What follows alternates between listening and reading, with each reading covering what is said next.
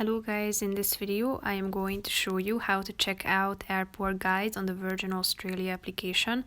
But first I just want to mention, don't forget to subscribe to my channel because at 10,000 subscribers I am going to show you my whole YouTube revenue statistics and growth strategy, how to make money online. Now let's jump into it. First of all, open the application on your phone. Then click on the More button down below in the right side corner of the screen. Scroll down to the information section and then click on the fourth option, which is Airport Guides. Now you might need to wait a few seconds till the page loads. But after that you should select the type, domestic or international, and here you can select from these airports.